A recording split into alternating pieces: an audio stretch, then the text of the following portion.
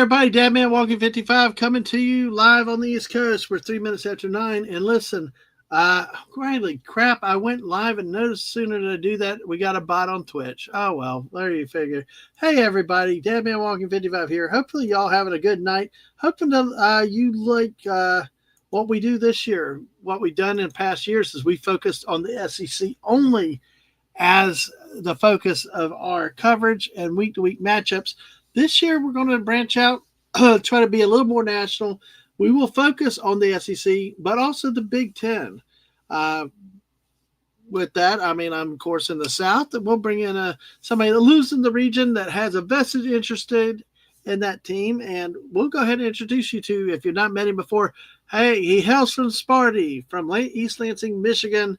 No, he doesn't, but his University, Michigan State Spartans. It's a great JT Kirk. Hey, JT. Hail. Good evening. Go green. Go white. Go state. No maize and gold. No. No Alabama. Maize and blue. Maize and blue. Yeah. No Alabama. Sorry, dude.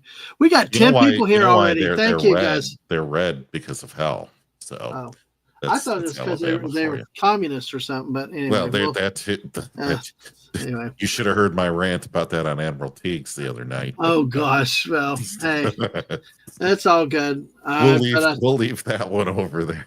I know, but but I tell you what, I got a lot of great friends on every side of the aisle, and that's what is important is the people themselves. So let's say we got 9 people already, 8 on the YouTube side, 1 on the Twitch. Make sure you follow us on Twitch and hit the like, subscribe here on the YouTube side. Go ahead and share out the stream. I've got to share the stream out in just a second. JT, so how are you looking forward to this college football season? That's a good question. You know, I would love to be excited for it. At the same time, I saw where my team was going to be viewing on TV, and I calculated the amount of money I would need to actually watch them all probably exceeds me just driving up there 3 or 4 times and buying tickets. Yeah, it is bad. I tell you, Michigan State gets really dumped on. You know, they don't have I don't think the Big Ten has the exposure or the contract like the SEC. And I mean, I've seen the Big 12. They have their own network, but they're not. I mean, that's like the SEC. Like almost all the games are somewhere big. Big 12 is now on TNT, I believe. So it's a lot of.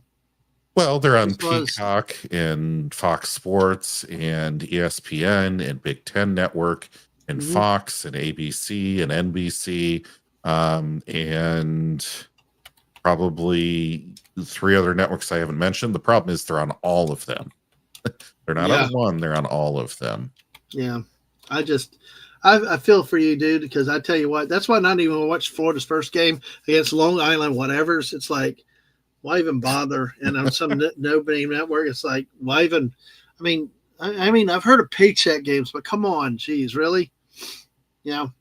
So let's go ahead and greet the chat now. Let's see because like I said, last year and previous years, we focused on the SEC. Now, I hope this year we can bring in new people bring in the Big 12 each week and possibly some national games, too, that go outside those 2 conferences. So I'm sorry, Snort. We didn't get started on time, but he went to bed. But, hey, he came by. He left a like. So do what the bear does. Leave a like. Make sure you subscribe. We appreciate that, Snort. Thank you. Hell, get on with it. Well, you said it 20 minutes early. Well, we're only a couple minutes late. But, hey, good job, Tim. Hey, are you like, get on with it? Like Monty Python, the Holy Grail. Of course, Snorter Poopas with his hello critters. As always, let's see. Tim's here. Let's see. We go down. Legatus, Lee Johnny's good way to see you tonight. Hope you're doing well. We actually had Erica, her husband was on. Erica was on our last stream.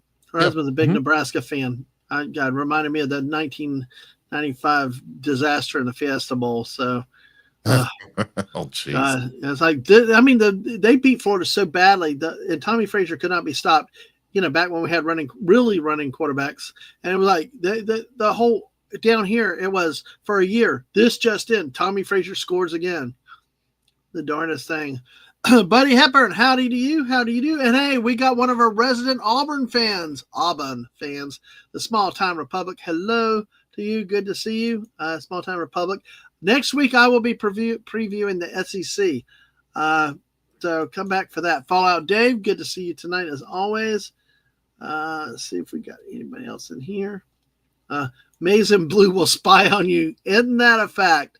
And they just recently news about this coach also getting in trouble for calls along with one of the other recruiters. Was that on spying or was it another issue? Because I mean, it was just so funny, and it's a 4 calls. I mean, they're appealing it. Of course they would, but it's a 4 calls sanction that's of more significant variety. But do you remember if that was that on spying or was that some recruiting thing with the new one? It's hard to keep up with them. They're cheating so bad. Allegedly cheating so bad in so many ways that they're like, you might as well just have a full-time office for the NCAA in their locker room. I mean, of course, just think they took LSU's recruit away, offering $12 million in an NIL deal. How? I mean, this is just that's not our topic tonight, but NIL is ruining college sports. So it's a lot of people said. I mean, it was bad enough LSU offered the guy $7 or $8 million, but $12 million for somebody that's never played a down at that level of football, it just baffles me to the point of beyond ridiculousness. So, see, we're already jumping in. And hell to you, Wes Cagle. Good to see you tonight. Hope you're doing well.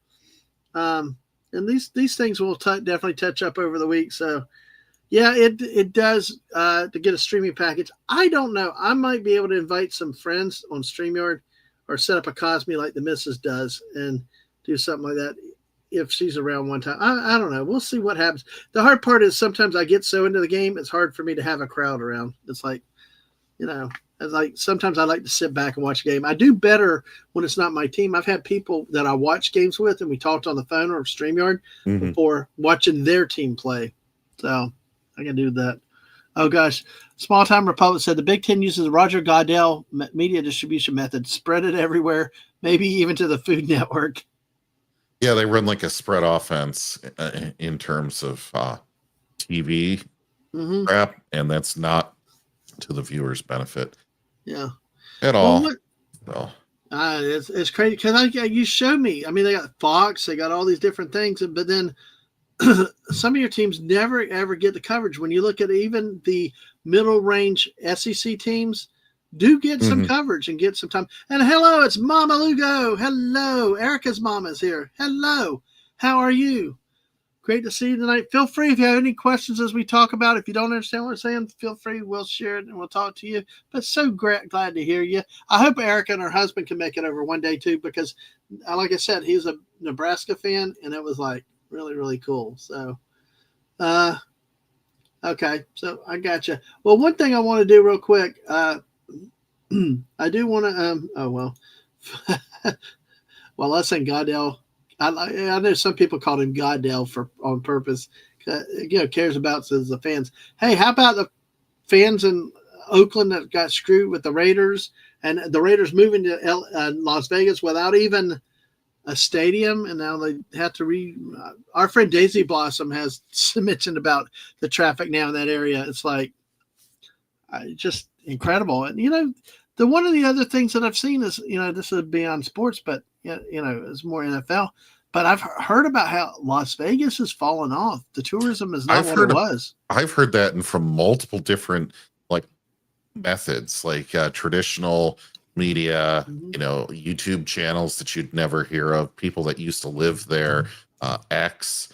They're just multiple different ways, and the things that they're saying are all kind of the same, and none of them are good to hear for a place like that. What was growing up, you had the Rat Pack, you had the cheap food, the buffets, the comp drinks and stuff, but it sounds like all this stuff has gotten really ridiculously outpriced, which was not what made Vegas a calling the destination it was.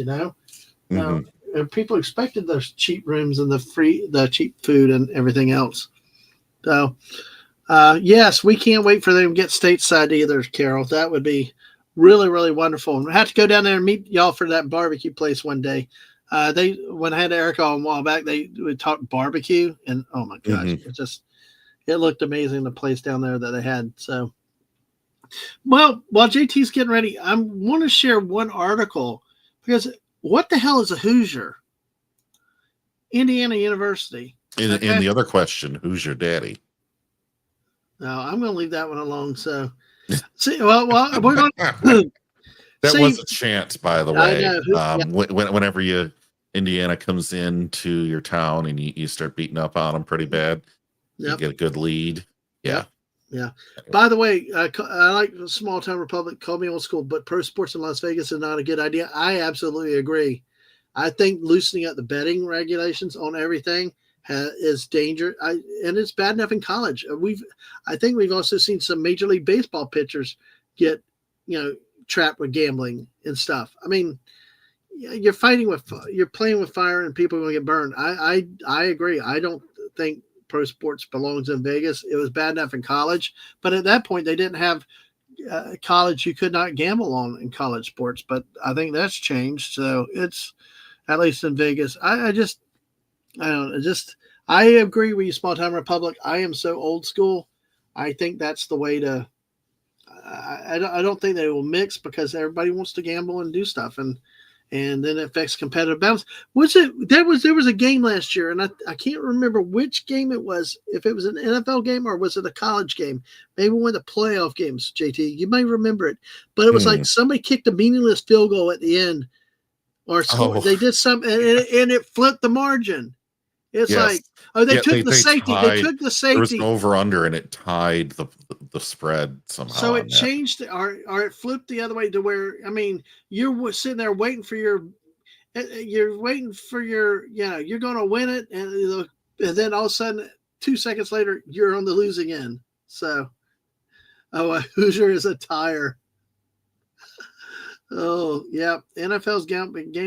Tons of ads. I know. It's even affected college. I listened to WNML out of Knoxville.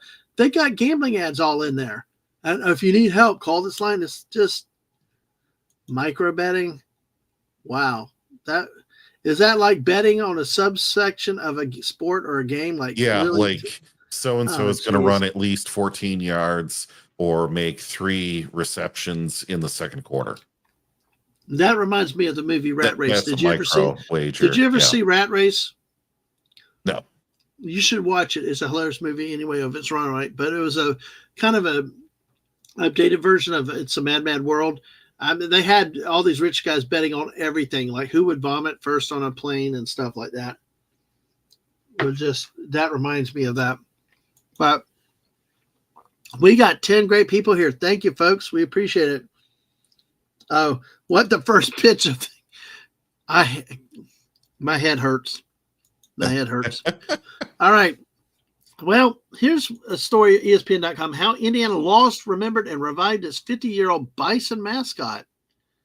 So it's not a Hoosier necessarily, but it's they had a bison at one point, which I don't understand. A bison in Indiana, maybe South Dakota, Wyoming, stuff like that. But the animal will return to the sidelines of Memorial Stadium this fall. They've been gone for 50 years.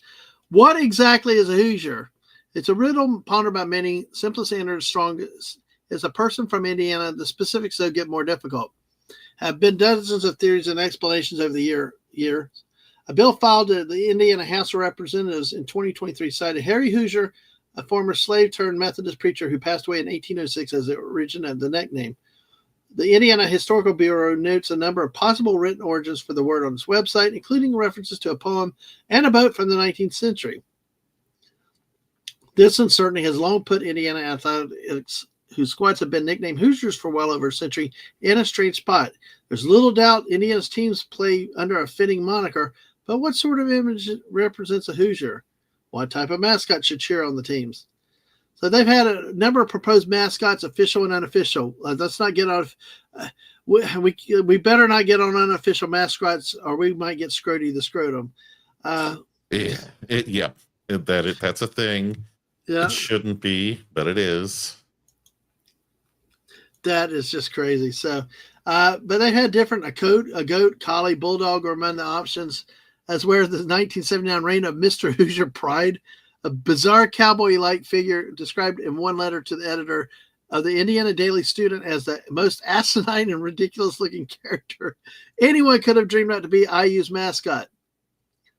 So, but in October 1965, Indiana adopted the bison as the school's mascot, based on the animal's former migration history in the region and representation on the state seal. So they brought it and unveiled it at a game against Peru. However, within a decade, it had been scuttled. Apparently in '69, it was a tad terrifying. Around the time of the costume's retirement, the student newspaper quoted the assistant athletic director as saying, "The main criticism seems to be its beautiful head, but it looks like the devil with a cheerleader in it." Oh my. So then it was taken away due to lack of interest, and then apparently now it has been brought back. So this season you will get to see Indiana's bison again on the field, and we take one more look at the picture right here, because we're ready for JT to start with our look at the Big 12. Big Ten. Big Ten. Big Ten. It's still Big Ten with like 20 teams. You saying it right by the end. I know. It's like, but still both of them. Big 12's not Big 12. It's like 16, and then Big 10 is like 20. So, all right. It's like 42 out of the 50 teams, and it's a mess. Yep. Huge mess. Folks, I will be doing a lot of presenting this evening, so if I don't get to you in chat below, good to have you here. But just sorry I can't be doing 5 things at once. Only 4. So, yes, the bison roamed. Like it's talked about. We don't associate it with now, but at one point it did. So, and that's like with our trips up to Colorado, South Dakota, we learned all about the bison up there and what they're doing. So, all right, JT, I'll let you take it away, and I'll be quiet for a bit. All right. Let's see here. Are you able to share? Okay, good. It's up there. So this is a grok of my Big Ten football preview. And of course, my team is Michigan State, a proud alumnus. So, you'll also notice that, like I was saying, Deadman Grok has a real rough time with lines on a football field. So I asked it to do a heavy blur. And fingers. Yeah. You got 5 fingers right there with no thumb. Yes. But I left it because I was like, you know what? Yeah. So we're going to leave that alone and go from there. So for those of you that don't know, I just wanted to do a little bit of history on the Big Ten because, some people want to talk numbers the whole time. That doesn't interest everybody. Some people like history. Man, I think you're a fan of history, right? And part of what you are into is the tradition of college athletics, right? Yep. Absolutely. So, it was the Big Ten was founded in 1896. That actually predates the NCAA, and it is the oldest of the Division I conferences. The SEC is pretty darn old too, but Big Ten takes the cake. So the core of the Big Ten has always been Midwest heritage, where you've got teams like Iowa, Michigan, Ohio State, Wisconsin. That is really, and then your Indiana teams. That's really the core of what the Big Ten was always about. For years, they tried to get Notre Dame to join because Notre Dame, being in northern Indiana, is right smack dab in the middle of Big Ten country. So if you're looking at a map, the SEC obviously is the southeast. This was Midwest. And really did not have any teams on the East Coast or really much west of Iowa for most of its history. So the headquarters is near Chicago. It's in Chicagoland. And currently, Dadman, the Big Ten, I can't believe I'm saying this, is 18 plus 2 schools. So what does that mean? There are two schools with at least one sport that plays in the conference, but they are not academically aligned. So they are not full members, but It's like swimming or golf or something like that, where they caucus with the Big Ten, if you will. So Kind of like Notre Dame will in some sports with another conference, like maybe baseball or like women's track or something. Yeah, okay. right. And I think actually one of them might be women's track for one of those schools. And the reason why that happens, folks, is because there's not enough teams in the smaller conferences, so they come together with bigger conferences and they bring them in. It happened in basketball. Basketball with the Big East Conference in recent years has been a big thing. That when they had football, there were the football schools and then there were the non-football schools that, it just kind of, you get numbers to be able to field teams within a conference. Right. Yeah. It has less to do with money or academics and more about just getting the teams, like Dadman said. So to that point, 15 of the 18 of these schools. By the way, JT, real quick, Small Time Republic about JT Kirk, born a couple 100 years, just 15 miles south of the University of Iowa. Yes. And yet you're a Michigan State fan. Hey, Chewy. Hey, Chewy's here, our LSU fan. Folks, as a reminder, we will be talking SEC next week. This week, we're looking at the Big Ten.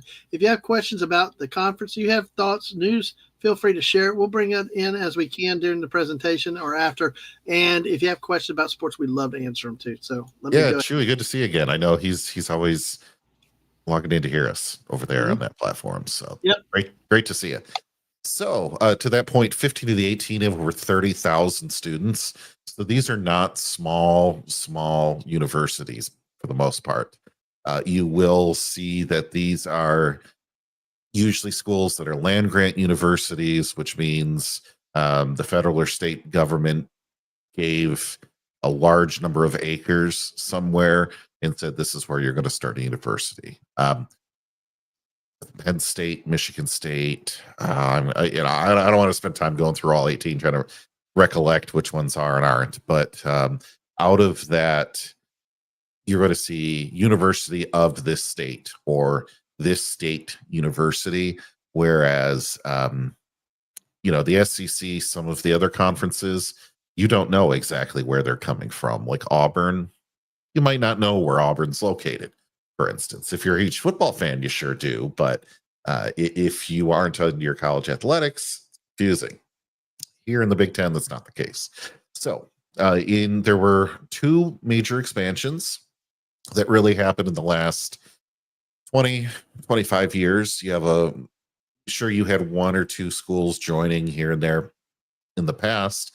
But the first major expansion that I think of is the 2011-2014 expansion, bringing in Nebraska, Maryland, and Rutgers. And what this did was it brought the Big Ten to be real, more TV markets. So Nebraska, you're pulling away a big school from another conference, but then Maryland was to try to get the Metro Washington, D.C. TV market, and Rutgers trying to get your New York, New Jersey. See, that's really weird though, because so what with television markets, but people that have been following college football in years, there have been videos on YouTube about how college football has died in the Northeast. It's not as well attended, popular in a lot of places like it is in the Midwest or the South. Sure. Which it's kind of you can understand Nebraska. Maybe Maryland is okay, but Maryland for basketball too. Yeah. You have to think like it's not just football; it's basketball as well. Right. So, now Rutgers, I don't believe has anything in the way of basketball, but Maryland was more of the basketball pull in Nebraska, obviously for football. All right. What you saw with that is, the competition should have been there with Nebraska. Turned out they were kind of a big fish in a little pond in a way. Has not worked out well for them. These other schools were TV market draws. So, and people are welcome to debate me on that, but I've never heard anyone come up with a better reason.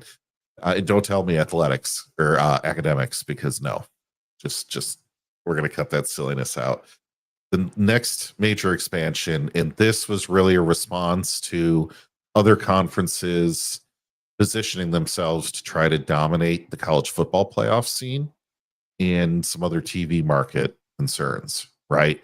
By the time we get to the 2020 era, it's all about the CFP and getting even more TV markets than before. So in 2024, you had University of Oregon, University of California, LA, University of Southern California, and the University of Washington all join. So that really gutted, I guess. I don't even know what they're calling themselves now, Dan Man. The Pac 2. Yeah, it was a Pac 2. It was a Pac 2 last year. This year, I think it's Pac something else. They're supposed to bring in a few of the Mountain West teams. So yes. So this was a it huge is, play yeah. to go truly coast to coast with the conference. And with that, Dad Man, you lose the historically Midwest flavor of the conference. Well, I and was you've going to ask about now- that. You talked about how the conference was land grant based. You know, that was a commonality and stuff. Because like still, like so small time, even with Rutgers, it could still bring significant viewership, even if it's a small percentage. Still, it's just you know, you're talking about another university, metro areas, and like I was going to specifically these California schools in Oregon, and those aren't land grant schools like traditionally what the Big Ten has. Not at all. Yeah. So they are the big players out there. They went right for the biggest names they could get. And say what you will about whether this is good for the Big Ten or not. We just don't know yet. They've had one season with these teams. It really feels to me like they just have an NFC and an AFC now in college football. And this is the NFC. You have no divisions. You just are, going coast to coast playing everybody, which is kind of chaos in a lot of ways for the teams, if not the individual players. So without going too far into that rabbit hole, that is the history in the current state of the Big Ten. Buddy has said it's officially back to the Pac-12 now. I know but I don't think they have 12 teams. It's like every team out there now has the word state in it. So I believe, and I do agree. I missed the SEC on CBS. It's not the same with it elsewhere, and but right. We can talk about that next week. Yeah, and there's a lot of history and benefit before 2011 to a lot of that conference play. So from there, where is the Big Ten? Okay, now that we have these 18 teams, the original members: Illinois, Minnesota, Northwestern, Purdue, Wisconsin, Michigan, Indiana, and Iowa. Now, Northwestern was the private university out of all of those, but between 1896 and 1899, you can see that every state there touches the other, and it is just in this area. Then in the 20th century, you get Ohio State joining, Michigan State after World War II, and then I believe it was the 90s, Penn State joined the Big Ten, Deadman. I'm trying to recall the year off the top of my head. I don't remember, but that might be true. Because weren't they independent for the longest time? Jeez, we need Wes Cagle here for that, but I believe that you're right. Rod and Joe Pa, that was... Back in the old days, there were a lot of teams that played independent. Florida State was independent for a long time before... I'll take a look at it real quick, but while you go ahead. Sure. So you can see now the circle's getting bigger, but in that addition, only Iowa didn't touch the Great Lakes. So you still have this common, almost Rust Belt kind of flavor to the conference, and the rivalries were real. I mean, you did not want to play Iowa. You did not want to play Wisconsin. You did not want to play Ohio State or Michigan. These things were real games, the way that Alabama and Auburn don't like to play each other, or LSU doesn't like to play insert team here, So the national expansion, again, you add another team here in the Plains now, and then you get your Eastern presence. And then at the end, you add your West Coast. Affiliates: Notre Dame for hockey and Johns Hopkins for lacrosse. And I believe that's women's lacrosse, but it might be both. So, with that being said, are we ready? By the way, what I'm reading is I'm trying to figure out when they joined, like 30 years ago, but when they had joined the Big Ten, It's the first time that the Big Ten had expanded since 1949. Yes, with Michigan So, State. yeah, geez. But yeah, I thought that I still thought they were independent before the Big Ten, because I don't think the Big East was doing much. I think that they really were, because the Big East apparently had rejected Penn State at one time. Uh, so That go they're kicking figure. themselves over that, but Yeah, but you know. all right, go ahead. Okay, You're ready. so at that point, we've got a lot of teams to recap, so I'm not going to hold us back for any longer here. Oh, yeah. I broke down the methodology into three groups, okay, because there's so many teams. How do you even want to think about these teams? Your eyes just start glassing over when you just think about the scope of this, right? You're thinking of more teams in this conference Yeah. than an entire league in the NFL or conference over there, right? I mean, that's just how big it is. So you have your leaders, contenders, and your inconsequentials. Right. How I decide where each school ranks, it's a combination of how they did last year, how they do historically. Has the school had any scandals or notable departures from the team? And a little bit in the gut. You know, how do I think their schedule is going to favor them? And what are their real chances? What's relevant? I pick and choose out all that group for the next, from one team to the next. So don't look for me to consistency and say, well, at this team you said this, but this team, just go with me. Because at the end of the day, if I could get even half of these teams in their proper ranking, I'd be a rich man. And with 18 teams, your chances of statistically getting that right are minuscule at best. Oh yeah, exactly. But how about like you said, the different levels of it? There's some that will never ever threaten for a title, Right? and you know it, and you can tell it. Yes, in this case, those are inconsequential, and I am not going to rank them. I chose an easy way out, so I'm only going to rank. I believe it's the top 10 or top 11 teams. So after that, if you're wanting to know that, you know, how do I think about this? Just know you don't need to necessarily bother yourself with some of those. So here we go. Here's another Grok image. I don't think there's any messed up hands in this. It almost looks like Indiana, though. Yes, but it says failure on the helmet, except it's a P instead of an F, the way that it's drawn. So there you go. First team, unranked. The Maryland Terrapins. I actually put them in probably last place here. There were the reasons for this, and I'm going to go quickly, folks. Some of this, you're saying, okay, well, now we're on to gray and all this. There's 18 teams. Dan, man, should I take 2 hours and do a nice, pretty slide for the Terrapins that aren't going to win? No, I don't think so. Even on mine, I kind of got my thing to kind of get through it quickly. Yeah. So that's where we're going.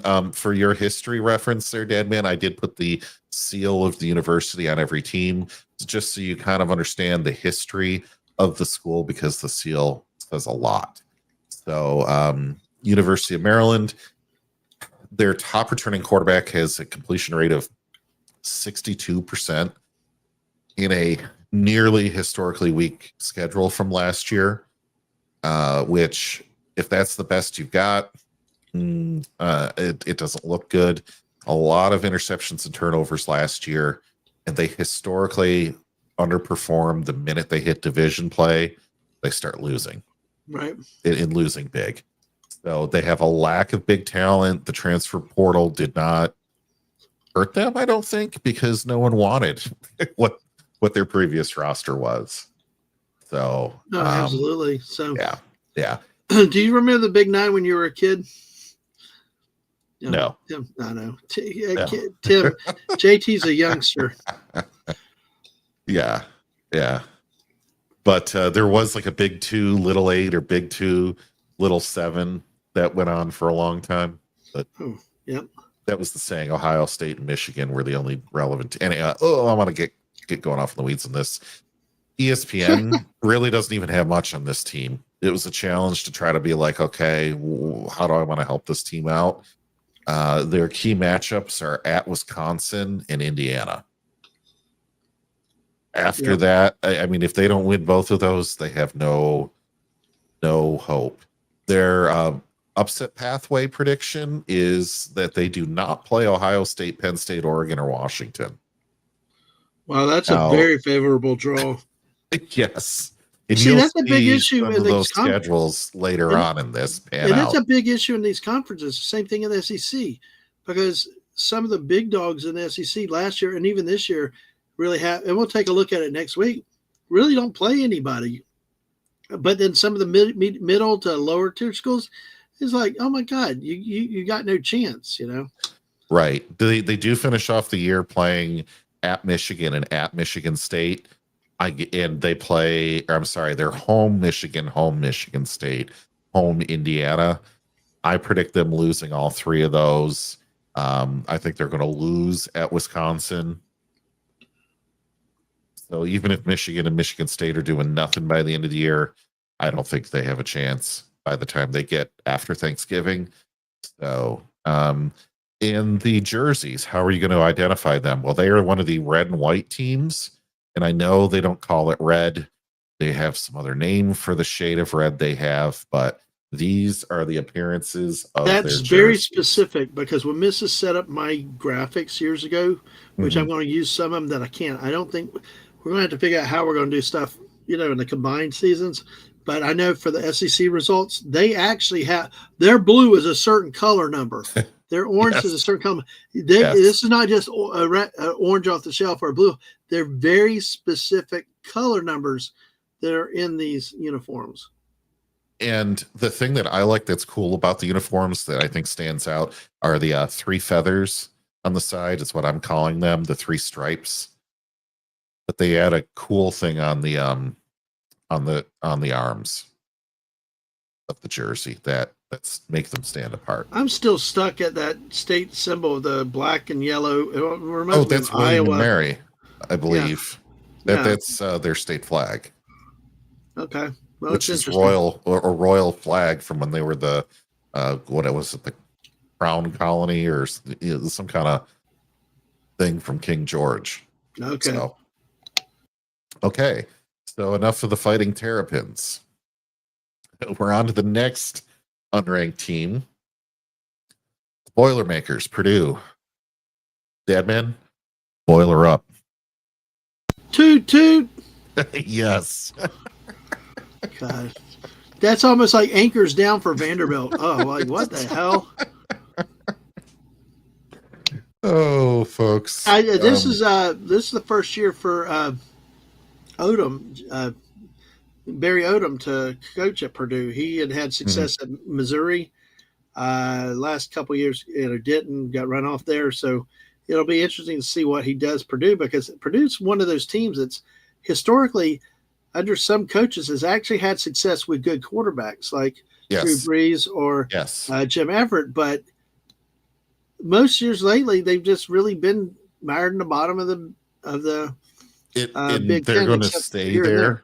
And unfortunate as it is, I know, I growing up where I did, I knew people whose parents worked at Western Michigan University, and their football programs exchange a lot of talent between Western and Central Michigan and Purdue. So I knew some coaches, not the head coaches, but I knew some coaches at Purdue for a while, for a time. And I went to the games when Michigan State would play them down in West Lafayette, Indiana. Now the stadium is a horseshoe shape with a grandstand on the fourth side. It is not a high capacity stadium for a very large school. There's just not the money in this program, I think, to accelerate them over some of their competitors. Yeah. Well, good night, Carol. Good night, Carol Lugo. Bubba Q's. Yeah, Bubba Q's is that barbecue restaurant. But thank you so much. We look forward to seeing you even more. Tim's saying that the logo is from the coat of arms of Cecil Calvert II here in Baltimore. All right, thank you. Yeah, thank you for that. Yeah, I wasn't sure exactly who it was, but there you go. So this is the weirdest crest out of all 18. I looked it up multiple times. That seal is the seal of Purdue University. Yeah. Yeah. So Okay. why I put them as unranked, they also have a historically bad leading quarterback. Well, not historically bad, just not good. They also underperform the second they start playing in the Big Ten. They start losing. They don't have anyone that plays there. ESPN has not given them love. They play at Wisconsin again and at Indiana are their key matchups. Let's see. There was something else that I wanted to look at with these guys. And I had the statistics up, but I wanted to talk about the schedule. They play Ohio State at home. And by that point, they actually play at Michigan. So I messed up on this slide. I apologize, people. But they play Indiana, Michigan, Ohio State. They're going to lose all three of those. And they play at Notre Dame in September. You have a problem. Yes. You did not refer to the Ohio State University. I'm sorry. Let me go back real quick while we're here. Chewy said earlier, by the way, the SEC way back used to air on TBS. I don't even remember that. But the same station, but the SEC on CBS was hit and miss, not because of memorable OMG moments that define history, but it lacked putting primetime games outside of a few key games. Yes. And usually it was Alabama every damn night game when they did do that. And of course, Dave said, I had to shell out $100 month stream college football. Too much. See, the TV package is worth anything. See, I get it for Sling, including the expanded sports package. I'm around $71 a month.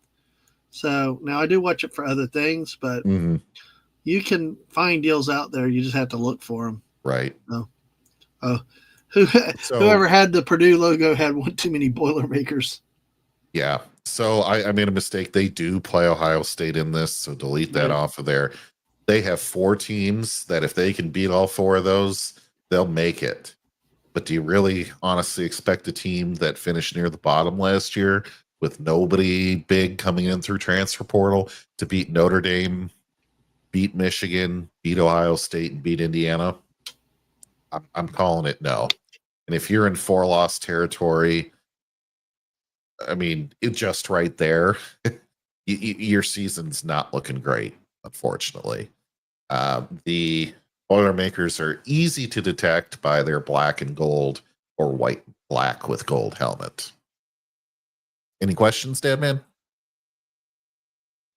Feel free not at all. I mean, it's okay, but there's a lot of these teams. It's just this is the part of this conference where these teams will never challenge for a conference title. They're almost completely irrelevant, and that's the one problem with these big conferences.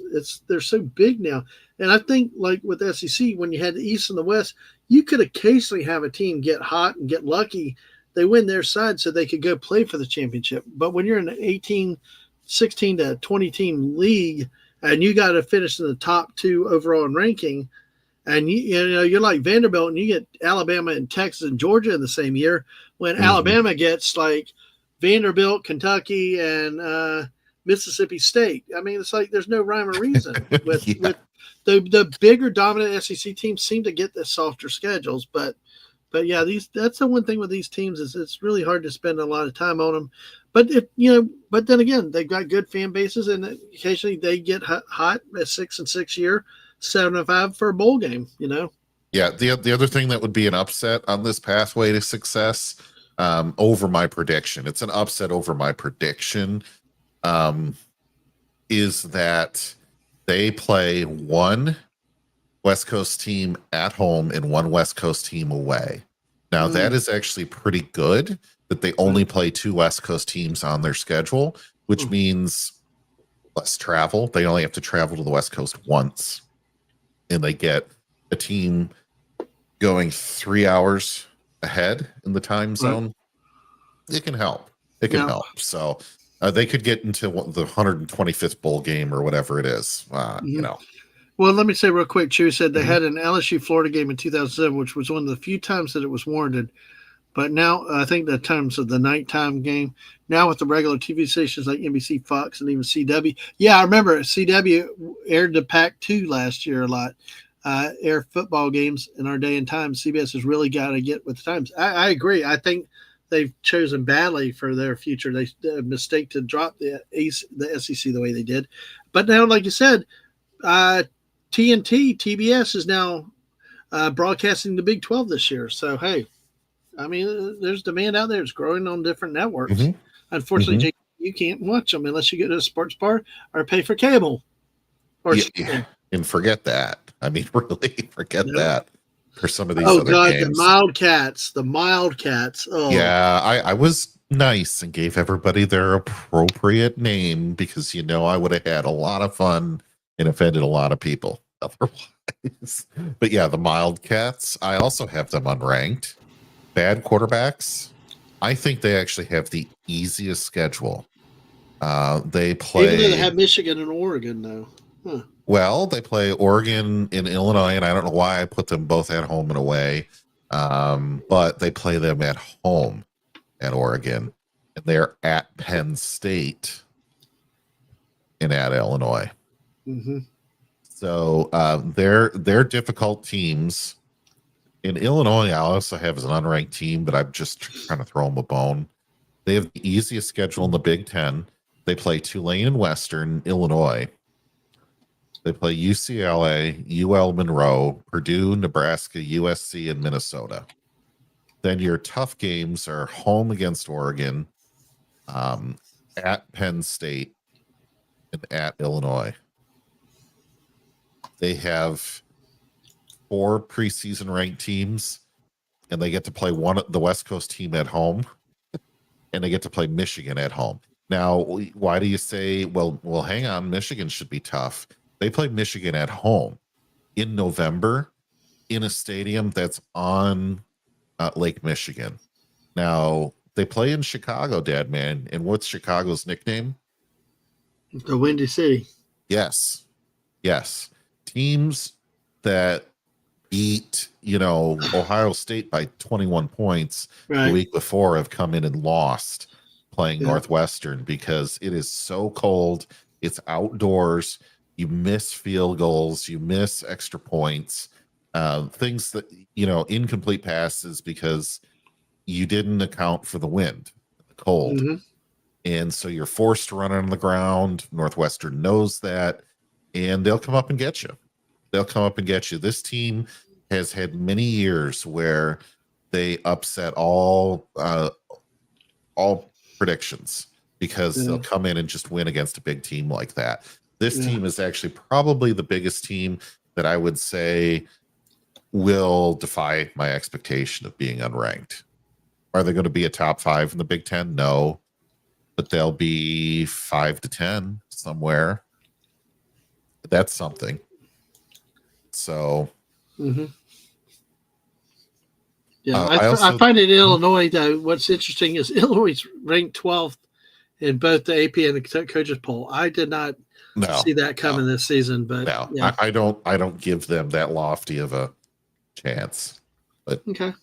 West Cagles University, the State University of New Jersey. Well, hey, they're unranked. I didn't put them last. Did not put them last. But the Scarlet Knights of New Jersey. So this team has jokingly been known as the guaranteed win team in Big Ten football for many a year.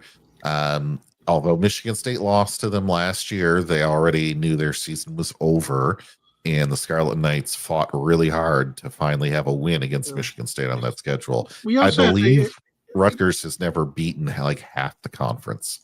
Probably not because they didn't beat them, but you know what? You got to recognize that Greg Schiano is back, and he seems to be breaking, getting that team back to respectability like he did before he made his last coaching foray into other stuff. I'm trying to take a look. Yeah, and they have a traditional, I would call it a traditional Big Ten schedule where they're playing powder puffs like Miami of Ohio, Norfolk State to open up the season. Then they are at home with Illinois or with Iowa. And I know that's going to be a game that you really want to watch on September 19th. Iowa just wants to be Rutgers versus Iowa. God, that's going to be so boring. They trade a 1-1. They're at Washington and home against Oregon. So their big game of the year for the first half of the year is finally mid-October at home with Oregon at home. They're going to get lit up, but at least it's favorable for them. Then they go on an easy recovery tour of at Purdue, at Illinois, home against Maryland. Yeah. And well, see, then they're going to lose their last 2 games of the year because it's Ohio State and Penn State. Right. Well, looking back at last year, though, at least they made a bowl game. They ended up losing that, and maybe they were 7-5 overall, and then lost the bowl game, and they actually a track meet against Kansas State. So, you got. I think this could be a team that could surprise some people because of the coaching. Schiano did that, and was it the 2000s or the 2010s when he really had them? They had some upsets and.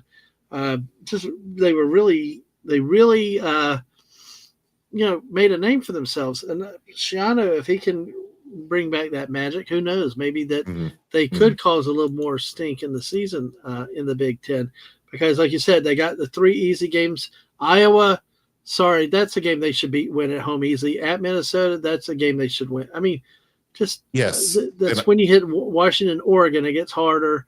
And then maybe on the road at Illinois, and then, of course, the last 2 at the end of the year. So, and I was going to say that if they can win Iowa, Minnesota, Washington, they'll get a bowl game. Even if they really split or underperform that back half of the season, if they win those 3 games, they'll have 6 wins. They'll pick up another win somewhere else. Purdue or Maryland. Purdue or Maryland, yeah. So, they're one of my more optimistic teams in the conference, even though I have them unranked. You've got to see them perform on the field, though, because that's the thing is we're all guessing at this point of the year. We know what they could be. I mean, they really got a good coach. He had a track record. Unfortunately, it didn't work elsewhere, but at this school, he's done a lot, done a lot of good, probably more than any other coach in school history. So it's, Rutgers could be one of those surprise teams. You just never know. And maybe we'll pull in West or something if they're doing really good at the end of the college season. If he knows anything about the team. I think West usually claims Penn State, though. More than anything else. So that's true. Hey, you got to pick the winners, though. Well, that's not that far away of a team to pick. So no, it's not. I understand. Let's move along. The next unranked team, the University of California, Los Angeles Bruins. The new home of Nico. Our first free agent holdout in college football history with the University of Tennessee, when they finally told him, hey, go pound sand. We don't care. Oh, that's how you know him then. That's how you know him. That's how I know him. I was looking at this roster going, who? Yeah, he's the quarterback that was at Tennessee last year, and they put all their money and hopes into Nico, and then the talk was that before the Ohio State game, Daddy went to the coaches, with money, and then of course they denied it. They said he wanted to be closer to home, but in fact, Nico's dad tried to extort University of Tennessee for more money. We know that. They know that up there. But hey, I like that the school finally said, hey, forget it. That's what also gets me with Michigan and that what they've done to Underwood. Why? I don't care and that's the problem with money in sports. These groups, these benefactors, all this stuff. It's like you're paying $12 million to a kid that's never even played the game at this level. Right. Right. Anyway, sorry, I don't mean to digress. And I've got to think about that when we get into the top 5 and some of that discussion too. Because some of that's always been fun. But this team, they're a West Coast team playing a bevy of Midwest opponents. So they are only playing in their neck of the woods, USC and Washington. They are not playing Oregon. And then they're traveling to 1, 2, 3, 4 teams that are not anywhere near their time zone. I look at their schedule and I see at Northwestern, but at home with Penn State, at Michigan State. I see them losing all 3 of those potentially. Not because Northwestern and Michigan State are phenomenal teams. They're traveling. and those are, Okay. Especially the Michigan State games already been called for noon, which makes that 8, 9 in the morning out there on the West Coast. I'm like, imagine what time you have to wake up as a player in your own time zone to try to, because flying or not, if you get over jet lag, you're still not adjusted to that time, So October 11th, that's also right around the week that the weather changes. And that game will not be a 70-degree game. That'll probably be a 55-degree game. So you got cold in another time zone. They got a pretty easy. I mean, they've got a manageable schedule, but it just I don't know. It's just looking You're going at to Indiana a second-year head October, coach. That's cold, cold and on the road. November 15th at Ohio State, cold and on the road. So that's one of these things. You get a California team that, is just not going to be playing in their element. Those are all outdoor stadiums in drastically different weather. And it's like when an NFL team goes to play in Denver, right? If Tampa Bay goes to play in Denver, you're going from sea level to over 5,000 feet. Yep. That's just the problem with it. Their prediction upset pathway is they have no Michigan, no Oregon. You were saying it was a manageable schedule. Maybe if Michigan State's bad, makes it a lot more manageable. I'll be honest. I think Indiana's a fraud. They were exposed last year. I don't see them going 1 win, but we'll look at the schedule. We'll look at the games as they fraud come in the playoff, sure, but yeah, you got a long way to go to the playoff. We'll have to look at I think this year's schedule, depending on how the quality of schedule is, will reveal fraud. Reveal more losses this year. Last year they just had a miraculously easy schedule draw. But we'll talk about Indiana more when it comes to it. Sorry for I did kind of wonder. Their crest says "Let there be light." I'm trying to figure out if that's a biblical reference, especially in the state of California. That's controversial. So, but anyway, yeah, I found that interesting. Next team. Oh the yeah, Washington I see that Puppies. Now. Yep. Wow, this is a big drop off for a team like that with their history, Washington. But they have what I call the Nebraska syndrome, where they get into a bigger conference and they're not big dogs anymore or big fish. They're the same size fish, and the pond just got 3 times larger. Yep. And so eventually over time you're going to start falling off more and more because players don't want to play for you. When you're the 7th, 8th, 9th, 10th best team, no one sees it that way. Now, is it the best they could do? Yeah, sure, they'd love to go play for you. Their prediction upset pathway, I put them as none. I don't think there's anything they could do with this schedule that will help them. They're playing Ohio State, Michigan, Wisconsin, and Oregon. Wow. That's a tough schedule. It is. And I mean, I don't care if you're playing Purdue, UCLA, Rutgers, and Maryland. I don't see you breaking the top 10 with probably 4 bad losses against you. Now, are you going to get to a bowl game? Maybe. Does anyone care about that bowl game? No. I see they end up the season hosting Oregon, and it's like, that's so sad that Oregon State don't play on the last week on Thanksgiving. Yeah. But, so not a lot for me to say at this one. Yeah. All right. We'll move on. Okay. No Unranked. Whatever pace. Yeah. Well, we're not even halfway through yet. I know we're not, but it's okay. Well, we had a little delay at the beginning, so that's what happened. So unranked. Nebraska, the Cornhuskers. Buddy Hepburn says the tiny boat man cares, JT. Yeah, and Chewy said earlier it's TNT that will air regular season college football to Turner. Time when the sport was through way back. But even in 2000, TBS still had it. Eventually lost the rights in 2007. When did defunct network versus later NBC Sports Network obtain that said CFP package? So, all right. So, so the first couple years of Nebraska joining the Big Ten back in your 2011 time frame, they had some pretty good wins. They didn't win the conference, but no complaints.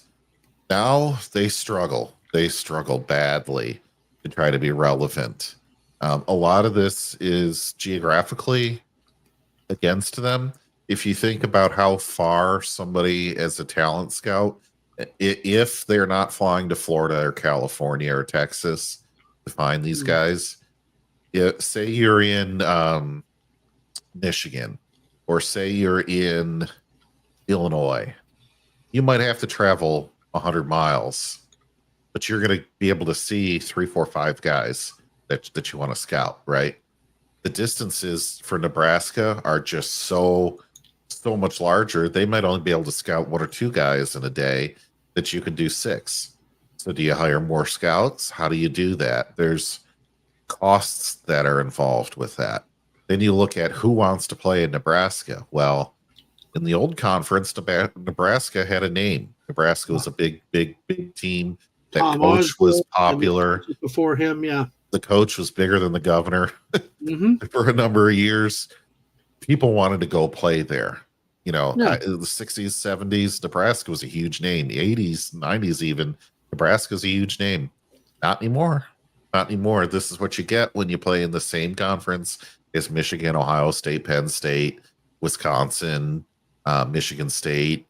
I would put Nebraska now as like a Minnesota, maybe Michigan State, Indiana level team.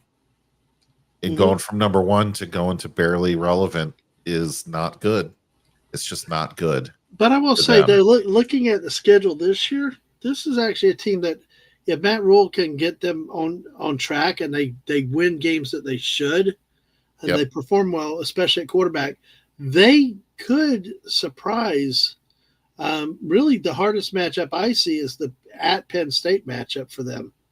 Home against Michigan. But Michigan, I still Michigan with a freshman quarterback. I think that's Michigan is not this juggernaut like they were 2 years ago. I think still, but like I said, this team has truly a really manageable schedule that actually could put them in a Big Ten championship game, and, possibly. I looked at that, and I had this to say about their upset from being unranked to being, victorious.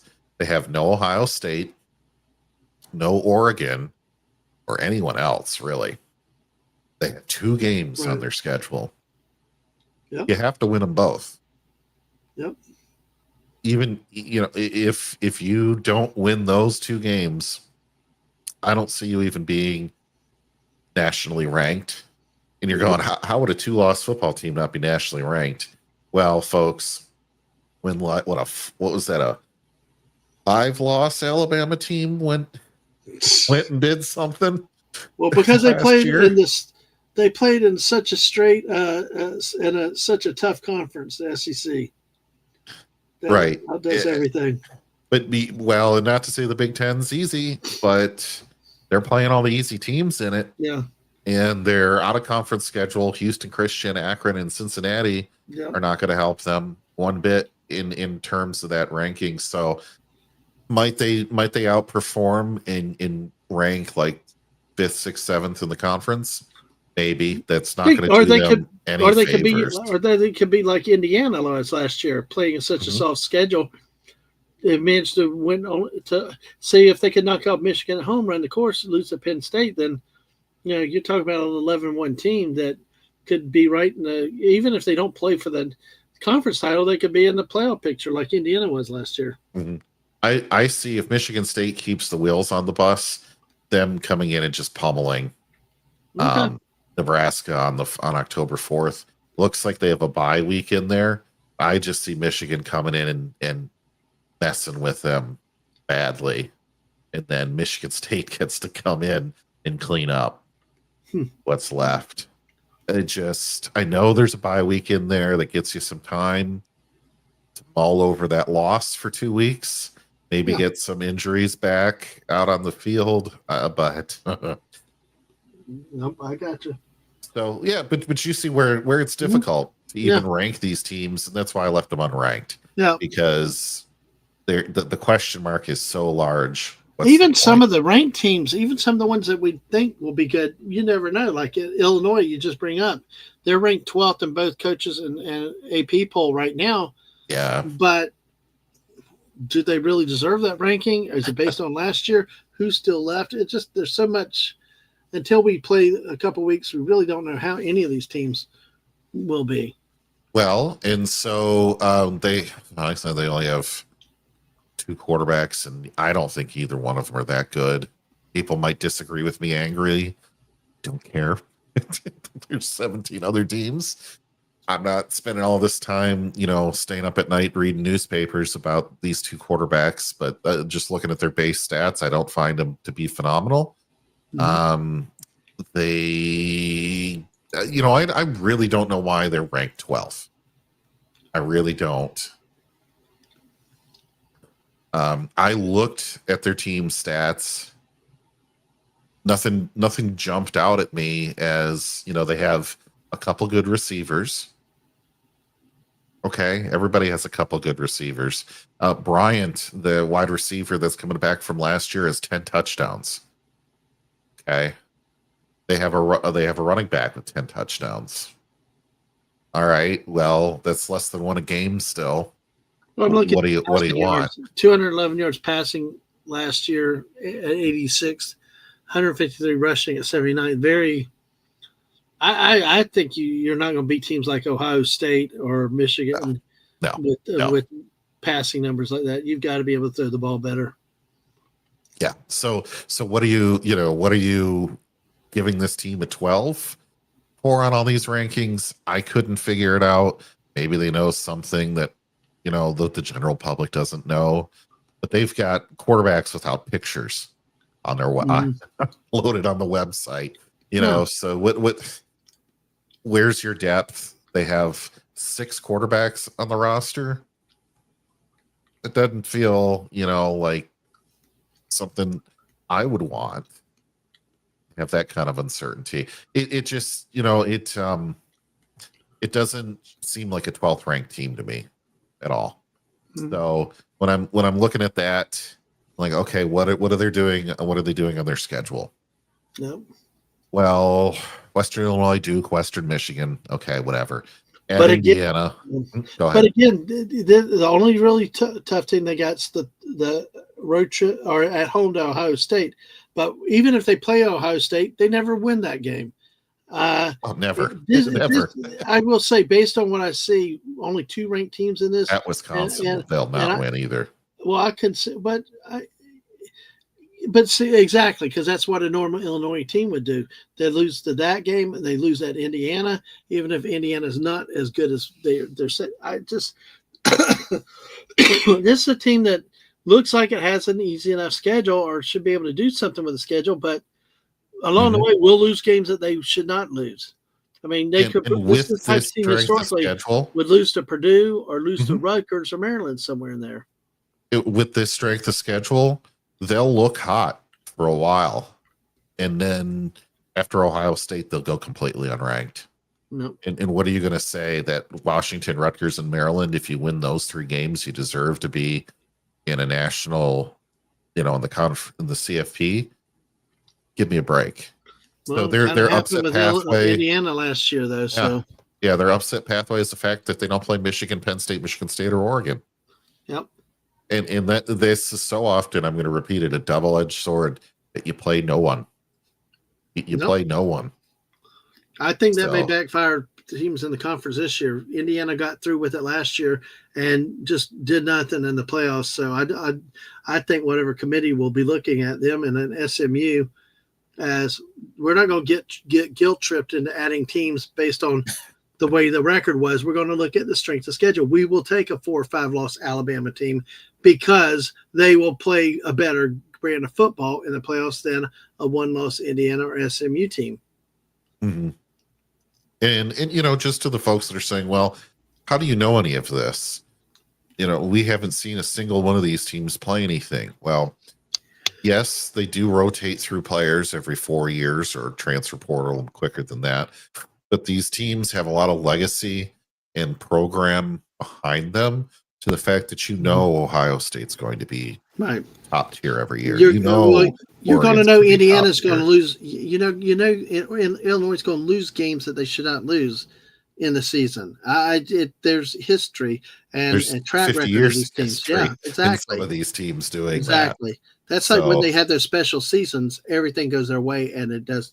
And those expected happenings don't recur. Right. Okay. So let's move on. You got a number 10. Okay. Number 10, the Golden Gophers. And I honestly think this is at the high end for them. Is there a big difference between 10th and 13th? No. They very well could have been an unranked team.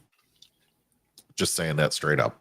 See, I could see Illinois ahead of Minnesota, but okay. Okay, so 10 and 11. Yeah, interchangeable a little bit. This is where it starts to get interesting, but we're still in the inconsequential bracket, by the way. We're still in that first group. Yeah, Minnesota's another team that's always underperformed historically at times, even when they had good teams, and they just fall flat in games, even at home especially. I mean, three road games at Oregon, Iowa, and Ohio State. Jeez, that's going to be tough for them. So they have a decent quarterback. I like the quarterback. I was looking at the numbers. I forgot the name because there's too many to remember on these guys. But I look at the statistics on this. You have Brosmer. Broke for 3,000 yards last year, almost. He did throw 6 interceptions, but 18 touchdowns. It's like, okay, is it phenomenal? No, but what else? What else do you start looking at these teams with? But they are historically an average performer. Like we've been saying, they'll win against teams usually every single time on the teams that they're supposed to beat. Then they'll lose, and they'll lose to teams they're supposed to. And sometimes they don't. Looking at their schedule, they have an averagely hard schedule that is punctuated with 2 West Coast games. And the interesting part about this is I think they'll beat Cal week 3. It's a late game at 10:30. I think in the your Saturday night game, they'll be able to do that. Will they win at Oregon? No, I really don't think so. So they do have 2 weeks to get ready for that game.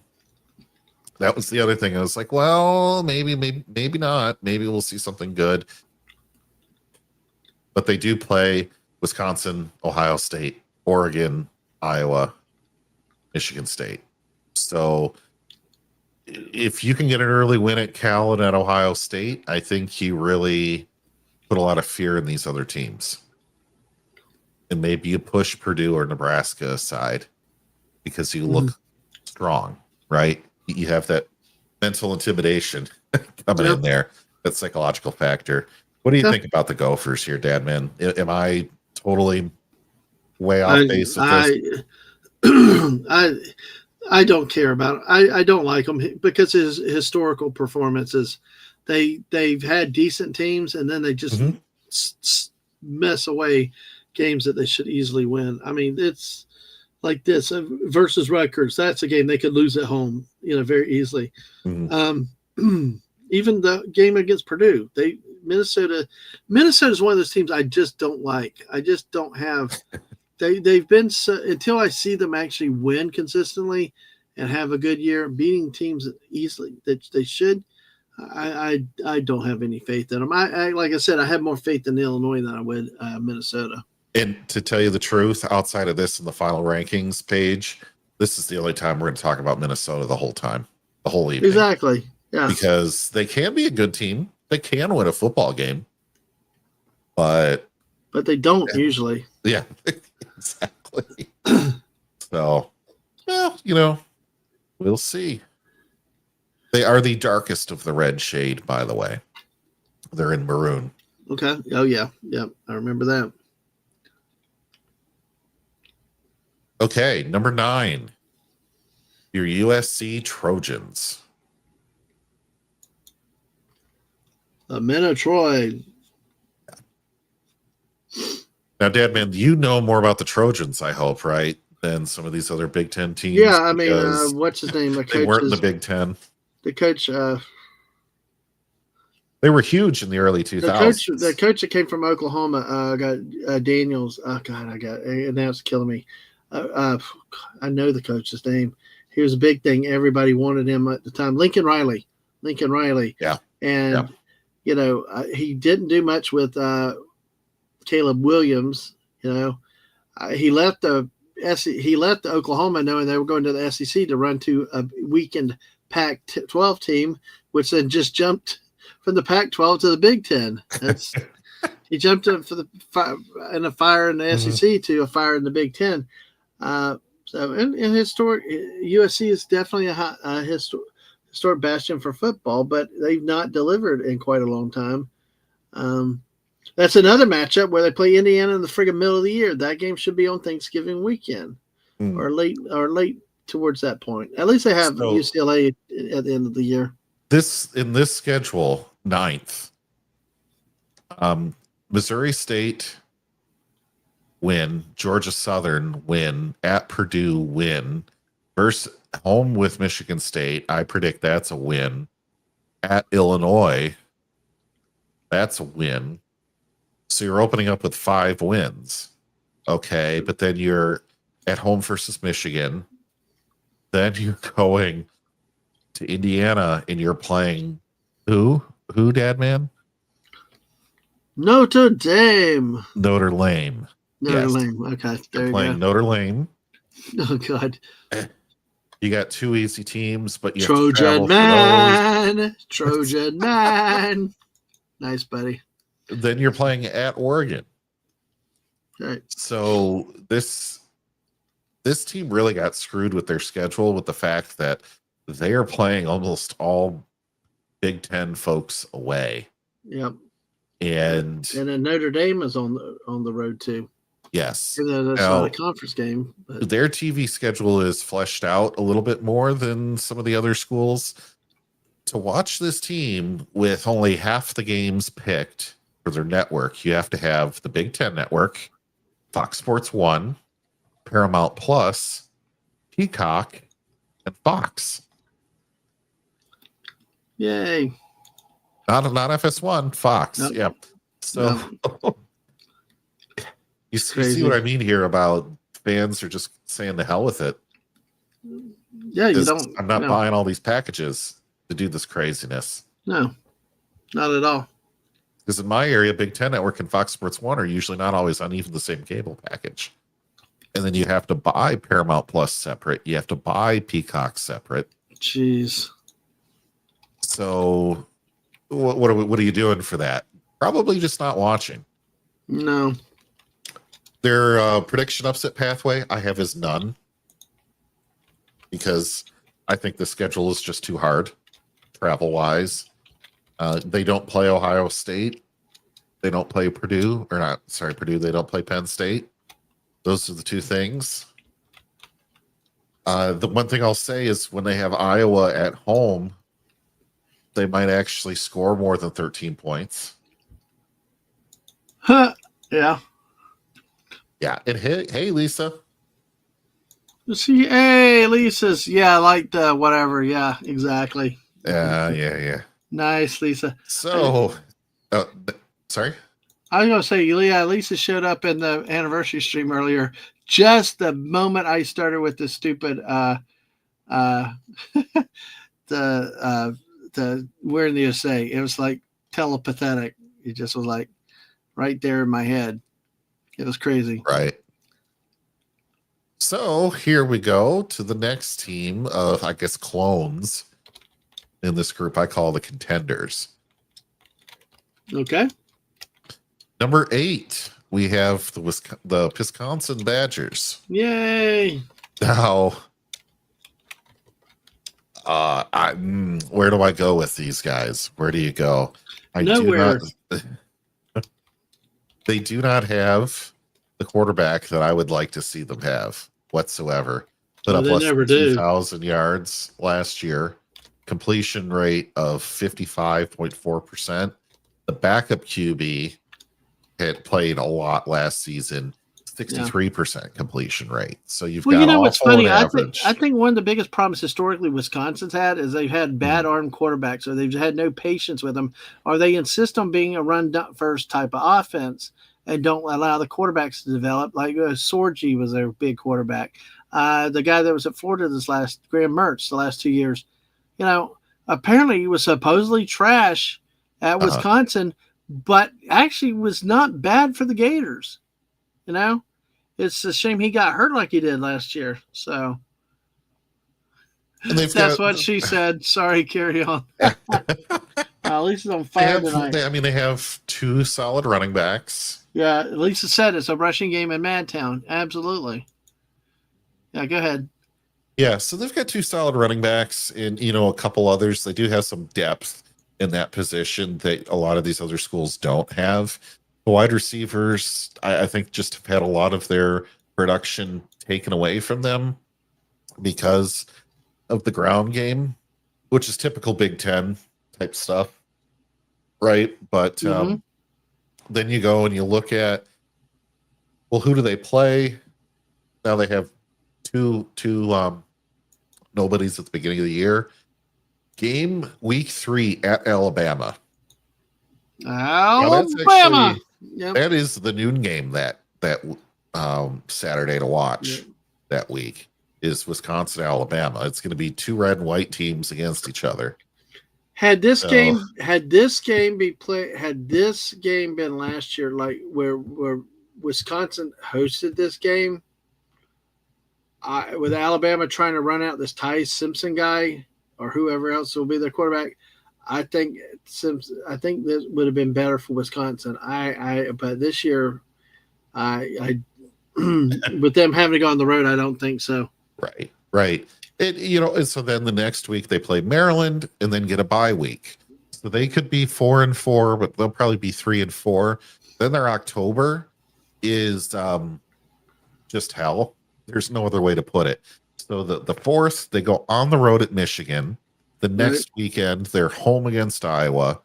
The week after that, they're home against Ohio State. Wow. Then the very next week after they play Ohio State, they go on the road at Oregon. This is one of the teams that has the most difficult schedule so far. Oh, Look at that. At Alabama, at Michigan, like you said, Ohio State, Oregon. Then they still play Indiana and Illinois. Like, whatever you say with them, they're ranked teams still. It's just, this has got to be one of the toughest schedules in that October. They may go 1-3. They're going to have a lot of injuries in October. They might end up losing to a team like Washington because they don't have anyone left to put on the field after all of that. I mean, that does happen. You hope it never does to your team, but that does very well happen. And considering the lack of depth in the quarterback core, you better hope one of them has a different year this year. The chances of them getting hurt are just high. So the fact I put them number 8 is generous. This one might be the most overrated team I've picked. Okay.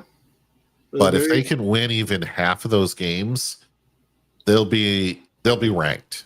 They'll be ranked, right? Say they beat Alabama and Michigan, but drop Ohio State and Oregon. I think you'll still see them at 15th or something like that, especially if they put up a 10-point victory on one of those. Yeah. No, I got you. So. I mean, it's always been fun to pick on Wisconsin because they've never thrown the football very well. And, they had great running backs, Ron Dane and others over history, but just years. The way modern football's come is like we saw with Boise State last year, the running teams don't I mean, the running heavy teams do not dominate college football anymore. Not saying that they won't win championships and stuff happen, but like last year, Boise State had the one player and it got shut down. So Well, So, the other thing too, Michigan, buddy, Wisconsin. buddy loves you. He knows how to get up to your heart. Problem with winning against Alabama is Alabama will still get voted above them. That's all too true. That's all too true. Wow. The one thing I'll say is Wisconsin playing Michigan or Wisconsin playing Michigan State. These are Yeah. Big Ten rivals that have played each other pretty much every year for decades now. And you have a big smash 'em up, offense, defensive line battle. And I think pretty much every game I've ever seen with like Michigan State playing Wisconsin, somebody gets ejected from the game for technical fouls, unnecessary roughness. You end up knocking somebody out, that kind of thing. Absolutely. So Big Ten football at its finest when you play those teams, but also a very, very tough schedule. But I give them respect for picking this type of schedule. I think they know that's what you need to have any chance at the CFP. Yep. To be honest. And also, now that we're in the contenders, you get a bonus image of the helmet. Yay. A little bit more for you there. All right. We love uniforms and helmets. All right, my next team, and you're going to call me a Sparty Slappy for putting them number 7th and not unranked, but you know what? I don't care. It's my preview, and I get to do what I want. Yeah, absolutely. They have a newer coach. Dadman's still sore about that, folks. Just ask about it. Damn good coach. Yeah. Damn good coach, Jonathan Smith. I think they've done well in not only the trade portal, but also in some of the recruits and getting them to switch schools. It is very hard to say day to day what that entails because I tried doing it for about a month and just got confused and gave up with all that portal crap. But you've got to get a quarterback. That Childs guy is not any good I don't even know that he's it brought up Rutgers some damn how. I don't know how the hell that had. I was hitting roster for Michigan State. Next thing I know, it's bringing up anyway. But Aiden Childs is no good. He can run, but he can't throw reliably. I saw enough to know what I mean, to know what I say with him at Oregon State. You have 3 other freshman quarterbacks, and Michigan State under D'Antonio, which I know is a completely different regime, right? Two head coaches ago now, always had a way of playing these 3 freshmen and finding the good one. Finding the good one, I mean having an NFL quarterback come out the other side. So, this is the weak point, and that's where their success or failure hinges, is the type of offense that Michigan State runs. You must have a competent quarterback that can throw the ball 5-6 yards here and there, and then when you need it to 20 yards down the field. I love this. Gotten used to that. My guy is Alessio Milivojevic.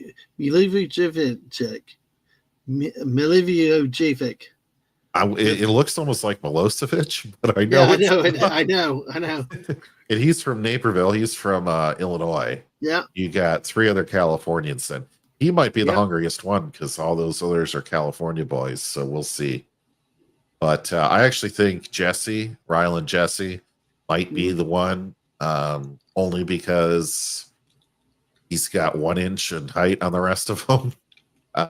And just some of the reps make him look slightly better. But whatever you saw in the spring could be totally different now. So I think what you'll see is a lot of quarterback switching. When you look at their schedule, they open up against Western and then Boston College, then Youngstown State. I think you'll see a lot of different play action through there. The other good thing is they have, Western Michigan's only an hour from the stadium anyway, but that's still at home. Boston College can be a tough game if you're not ready to go. Boston can sneak up on you, but they're playing them at home. Youngstown State at home. So they've got 3 games to open that up. Now, they do travel to USC, but they trade that off by having UCLA at home. But you don't have a single ranked team until mid-October. Yeah. And that's at Indiana. Now, that at Indiana is like a 5-hour bus ride. They might fly it. I don't know. But that's not far. Then you have Michigan at home. Now, Dadman, this is one of the biggest rivalries in all of college football. I have seen I have seen bottom dwelling Michigan State teams beat a top 5 Michigan team. It does not matter what you rank these teams. It Rivalry does not games. matter. Yeah, exactly. Well, it looks this like a game couple will years ago. You always remember a be few years close. ago, Michigan, all they had to do was get a punt off and they win the game. And the punter muffs the snap, and then Michigan State gets it, runs it in for the touchdown to win the game. Yeah. Things happen. And it's like they host Penn State. If they can get quarterback play, if they can develop as a team, they could make things tough on Penn State. Well, and see, Lisa mentioned something that I also agreed with in my prediction upset pathway. No Ohio State, Oregon, or Illinois. Yep. So they have this, what I would call the second easiest schedule, means you must win every game. Yeah. But it's an easy path for a growing program. So, if this were a team with a real quarterback, I would put them in the top 5. No questions. Because I would have confidence they could go into USC and come out with a win, and go into Indiana and come out with a win. No questions. The fact that they have Michigan and Penn State at home, the best you could hope for. No Ohio State, the best you could hope for. This team really was going to come down to quarterback play. It really is. I'm not sold on Childs. I saw him 1 year at Oregon State, and yes, he was a freshman, but he looked scared to throw, was not consistent when he did throw. I don't think he will end the season as a starting quarterback. Yeah, that's likely. So what this team jersey-wise was known as the Ducks of the Midwest for a number of years. I was thinking that because that damn lime green crap on the right. What is this green on green crap or white on white? Why don't we go back to some two-tone uniforms? They'll even put bronze in there and have bronze helmets because of Spartan Warriors in the Bronze Age. Okay. So you'll get a different jersey every single year. They have some of the sexiest helmets that you've ever seen on a football team. But of course, if you actually want to buy one of those, it's, pull out your credit card.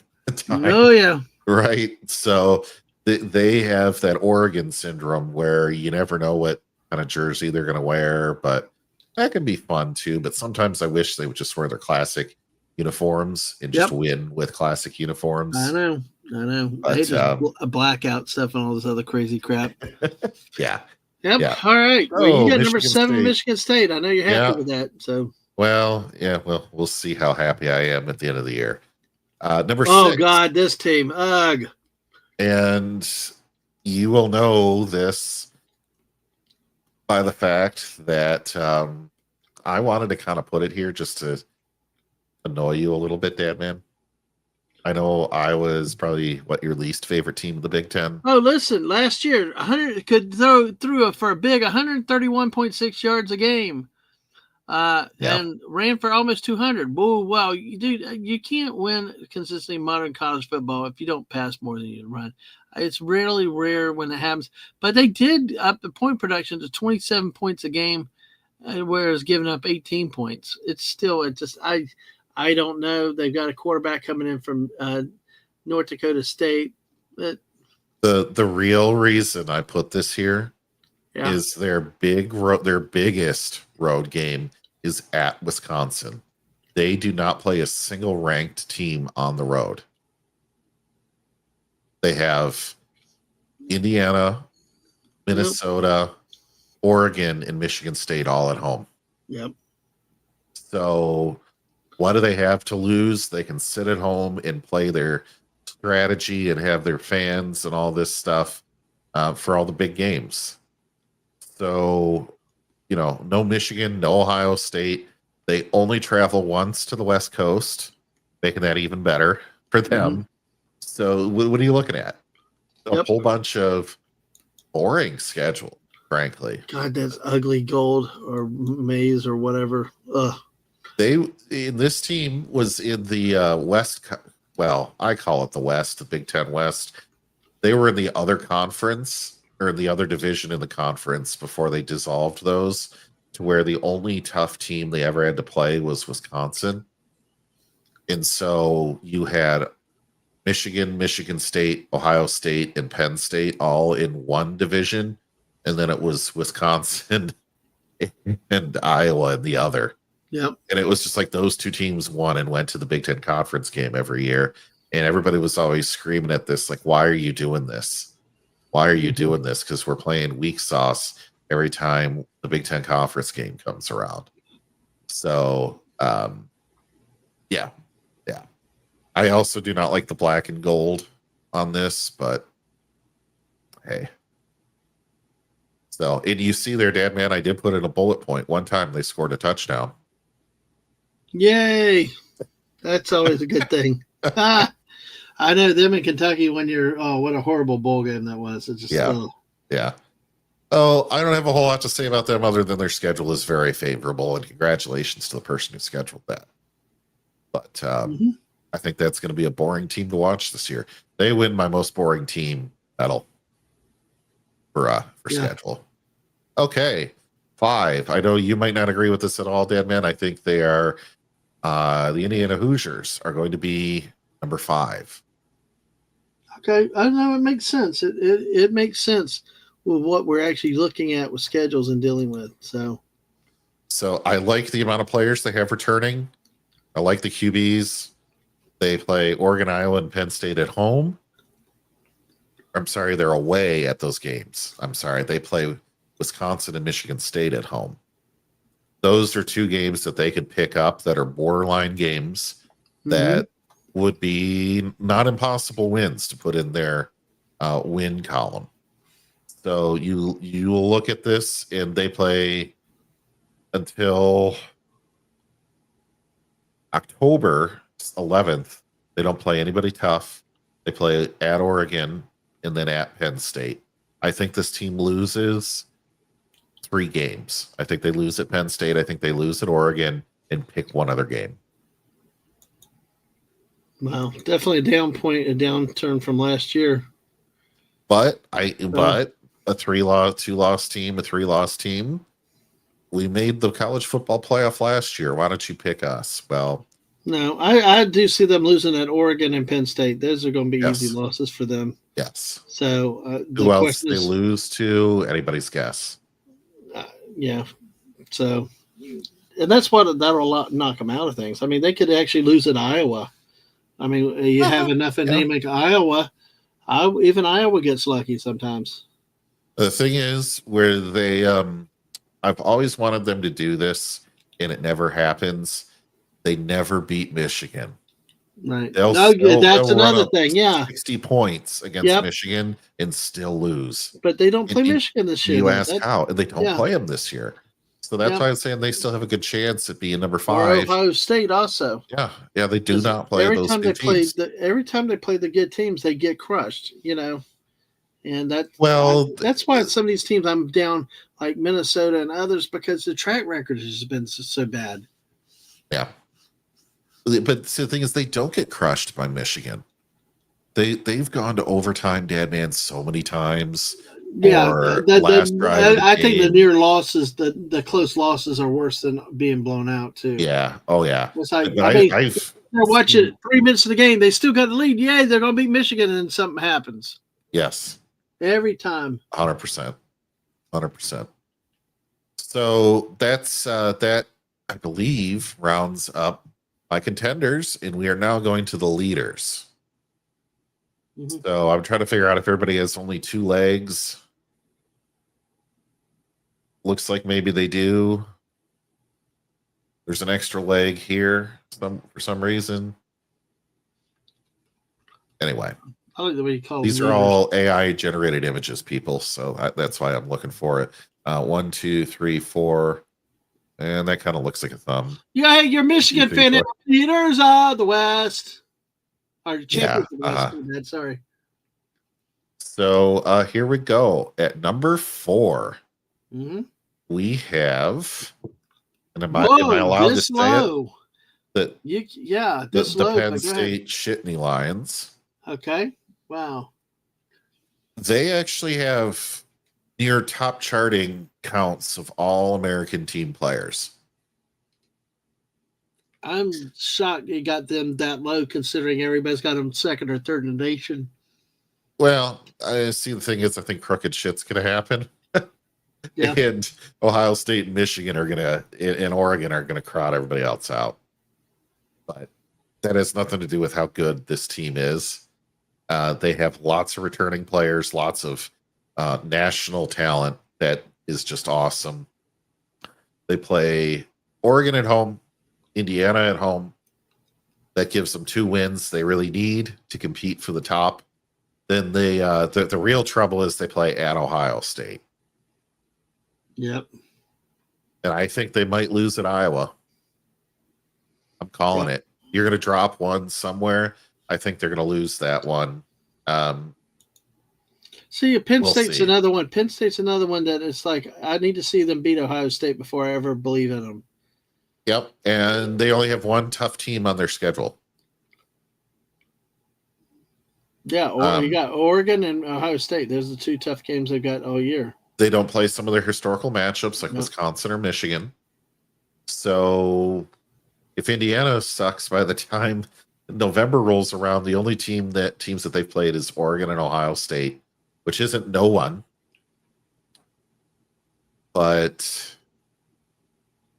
what do you really want? If one of those teams starts having a bad year, you've got no one on your schedule. Yep. So if you get one loss, you're done. And that's why I put Penn State as 4th, because I think they're going to lose to a team they can't afford to lose to. And that's going to put them outside the CFP this year. Yep. And so I can't award them a top 3 finish. Okay. So see, this schedule, though, here's one thing that they host Indiana. See, Indiana's top 20. I feel this way about Indiana. Well, they'll go on the road. They won't beat Penn State. They'll play them close. They'll have that lead late, and then Penn State somehow will escape with a win. You know, that's what usually happens with a team like Indiana. The other thing, and Penn State's not beating Ohio State. And the other thing that you have to start realizing about these 2 teams, folks, also, or this team, is now that you're in this top 4, top 5 category, now that your conference is so big, you're not always playing all of your top teams. So a lot of these schools are not playing Ohio State. They're not playing Oregon. They're not playing Michigan. But they might play Penn State, or they might play Penn State and Oregon. So you've only got 2 teams. Yep. And this is the biggest game of the year for a team like Iowa. Or this is the biggest game of the year for a team like Michigan State, who can beat you, and they need to beat you. Where you are the one that they're headhunting for, but they are not the same in return to you. See, so even if Penn State were to beat Indiana, they've got that turnaround where they then go on the road against Michigan State. Yep. And that's the kind of game that you lose. Yep. Greetings, Captain Finity. How are you tonight?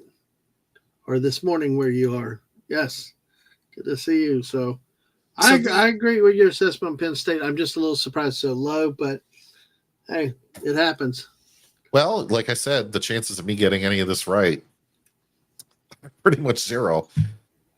Hey, look, I had Billy Napier fired last year, and I was, and then magically they won 4 frigging games at the end of the year against. Just it's crazy. But I know, I remember. And wait, we were both huge Tennessee fans last year, and then they laid an egg. Yeah, God, I really wanted to see them beat the Ohio State University.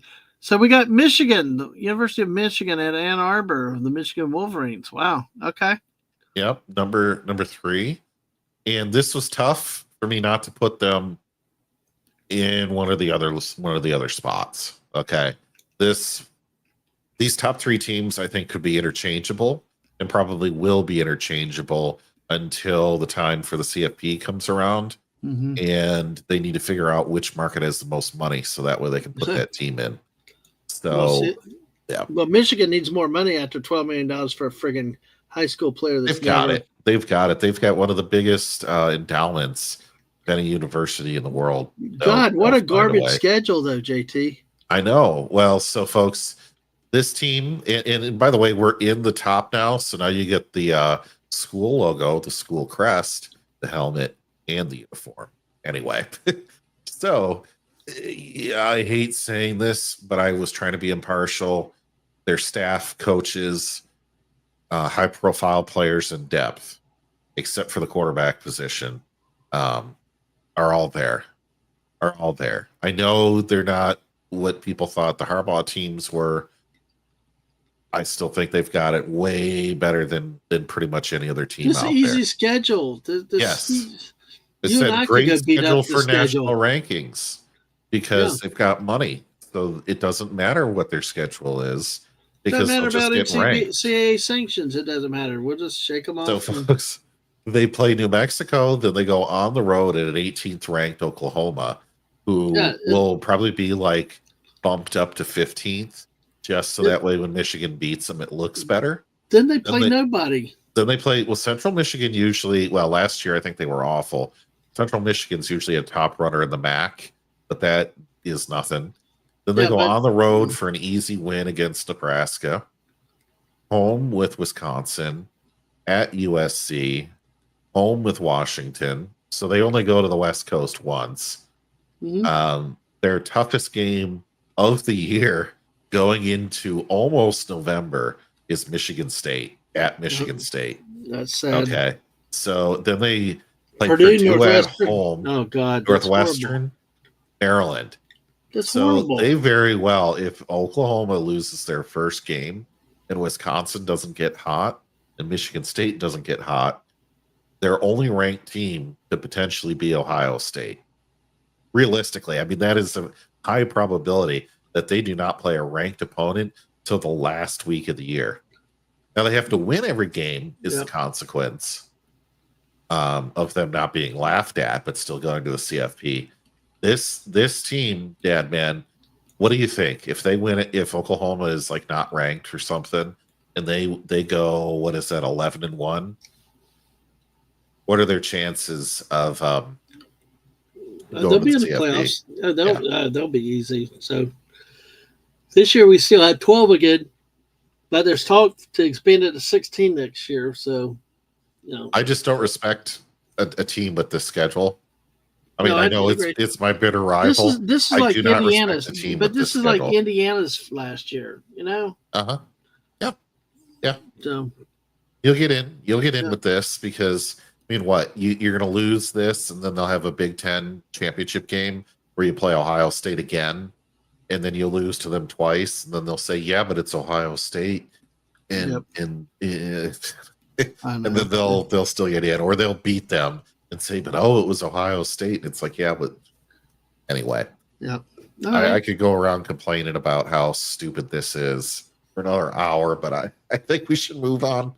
All right. Okay. Now these top two will be playing in Indianapolis for the Big Ten championship game. Yes, as I have my bracket and all my picks laid out, that is exactly what would happen, Dad, man. Thank you. The Oregon,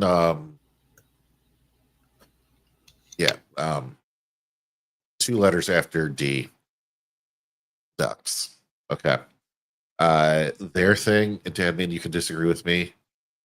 I think they have bad quarterbacks.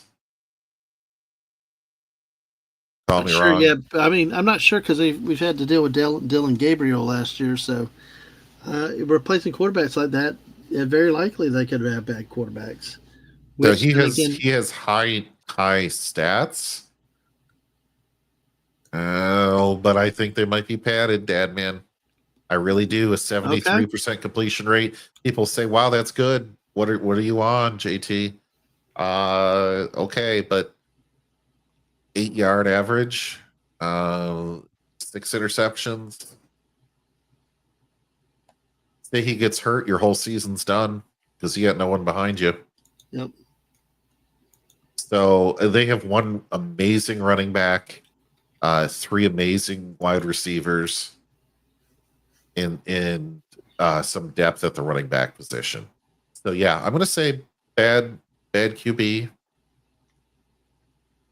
People look at me, think I'm high, but hey, it's okay. Hey, the rubber meets the road. Yeah, we've not seen anybody play, so we're guessing. So educated guessing. Yeah. So I hate that they pay Oregon State 4th game of the season because that's really a Thanksgiving Day weekend. Yeah, it should be. especially in September. Weather hasn't even gotten cool yet outside. At least north of the Mason-Dixon line. It doesn't normally change till October. So, but yeah, they play a bunch of teams they should beat up until Penn State, and then they play no one. Yep. After Penn State. Wow. So my prediction upset pathway for them not to be, remember, this is to be drastically different than this number. Not necessarily that they're going to be number one, just that they'll be drastically off of what I predict. Failing to travel well could see their stock fall quickly. They do not play Ohio State. They do not play Michigan. They do not play Michigan State. And they also do not play Illinois, if you believe that number 12 is anything. So any loss on this schedule is a complete catastrophe.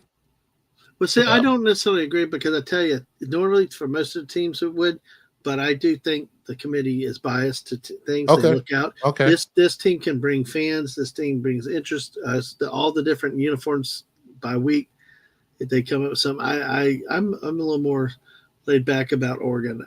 They could have a chance to something to make sure they get in to the conference championship game, and especially with the number of fallout, the number of playoff positions they're not locked down. Whether it's, I mean, we still had debate about 12 now to expanding to 16 or 20. It's just a lot of uncertainty there. But this definitely the one thing is that they lose into much on this schedule. You know, it should wipe them out from any national title talk. If they lose 2, do you think they're gone? Depends on who they lose to, but I would say, yeah, losing Penn State could be forgiven.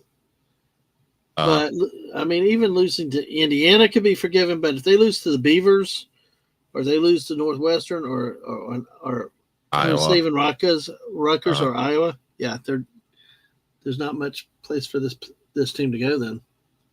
Which means that this team is going to have a mental game to play where they just might end up playing not to lose, because that's what they're really fearing, is not losing a game that they shouldn't lose on this schedule. Yeah, because of paranoias, then I got it. Yeah. I agree with it completely. But yeah, what another anemic schedule though. And the thing Indiana is, to beat them. They only play at Washington on the West Coast. They have 2 West Coast games to end out the year, but you have to go on the road to Iowa, have to go on the road to Penn State, and you have to go on the road to Northwestern. So they'll win at least 2 out of 3, but can they win 3? I just don't like for them the number of traps that are potentially set. But I also don't respect this schedule in the least. So nope, I agree. I do love Oklahoma State, so I kind of want them to win, just because they're my favorite OSU. That's normal. All right. Well, that's a good one. Nice. I love the graphics. I love what you've done with this. Well, thanks. I had a technical problem earlier, folks, and this is the replacement. So last and certainly, unfortunately not least, yes. Yeah. And there's really not much to say about this team, honestly, because I mean they've replaced some losses from last year with other transfers. Specifically, they put so much money in they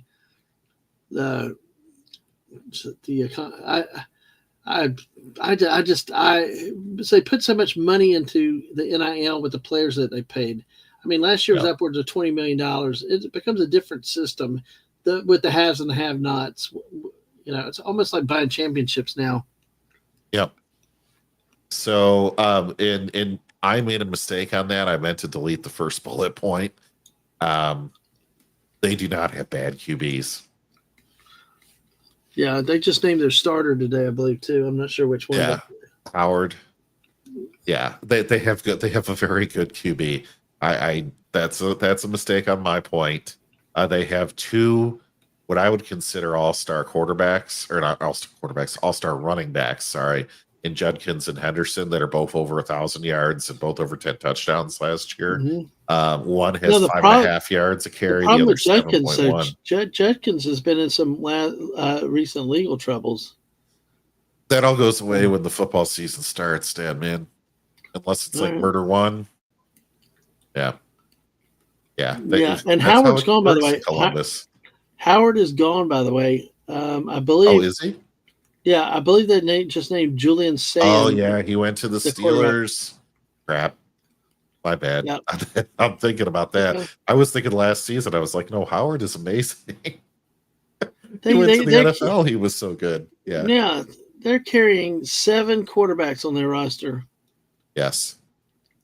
Wow. Yeah. Okay. So, this team, like you said, is bought to win. And if you look at the schedule, everybody else is looking down. They're looking down at the opener. And I can't believe that they actually had some courage to do this. The opener is at home versus number 1 Tejas. Yep. Unhook those horns, as it will. These two teams are probably 2 of the most hated teams in all of college athletics. So, I don't know. Can they tie, Dadman? No, I don't care. You sound so dejected. It's good to have a matchup like this early in the season, but I don't like either one of these teams. I hate Texas, and I mean, I'll watch the game because it'll be probably one of the better games we have that weekend. Yeah. So now, with that kind of rivalry, the rankings really is a big situation with that. They do have some trap games. I don't see it though. Other than Penn, I just don't see trap games. They have trap games in here because they go to Washington. They go to Washington, and I don't mean, Mr. Smith goes to Washington. They travel to that West Coast team. Yeah. That could be a trap. The good thing is they play Texas, Penn State, and Michigan, 2 of those 3 at home, and all 3 with at least a month in between. Yeah. So they have plenty of time to recover, plenty of time to figure out where paychecks have to go. All that kind of stuff gets settled. They have the stupidest marching band I've ever seen in my whole life. And I hope they lose every game by 100 points. All right. So that being said, that makes them number 1. That's the unbiased JT with his sense of humor with it. But yeah. So it gets so bad that in East Lansing or in Ann Arbor, they were banned from or getting in trouble on TV for saying F the Buckeyes. Without the just the first letter. And so they were told they couldn't say that anymore. They would shut down student sections or some other ridiculous penalty, right? So then everybody printed shirts that said B is in Buck, the FIs instead. Wow. So this is the thing. I am kind of sad that Michigan State and D'Antonio went in such a tragic downward spiral the last 2-3 years he was a coach, because there was a while that Michigan State was beating Ohio State. And there was a while where Mark D'Antonio was the only coach in the Big Ten that had beaten Ohio State. And not only that, I think it might have been Urban Meyer's first year when they beat him. Mark D'Antonio was the only coach in the Big Ten who had beaten every team. So wow. There was a time, will Ohio State beat Michigan this year? That's the big conference battle every year. I think Ohio State's going to win. Okay. So there you go. Here's the restatement. Summary. Yep. And don't ask me what those things are in the middle. I have no idea what Grok was thinking. I thought it was SEC something at one point, but it's okay. It's Grok. Yeah. It's like a beer bottle opener above that or something. I have no idea. Yeah. But I asked it 12 times to do a podium on a football field, and this was the best I could get. Oh man. So, Well, interesting. You'd like to your top 10 though, so that's good. so there we go. Dad, man, any particularly different assessment? Anything that you think I'm really no. off of? I really no. I think the whole thing comes down to is what does the team do this year in responding. Um, I, I'd like to see somebody in the Ohio State. They always replace, like last year. You'd easily say, well, they lost this, that, and now they're vulnerable. No, they're not really. Somebody's got to really take the step up. Mm-hmm. Michigan either has to legitimately, and it comes with their quarterback too, and they could. They had good defense. They had a good team last year. But it would be nice to see somebody, and I'm not talking Oregon or Penn State. It would be nice to see an Indiana legitimately take a step up and bring some diversity in terms of real hitting power and real football teams, in the conference. But I just see it like as a boring Ohio State Oregon. We're going back to the same thing we expect every year. And I think part of that's with the quote parity in the game with so many big conferences, and now everybody's cannibalizing each other.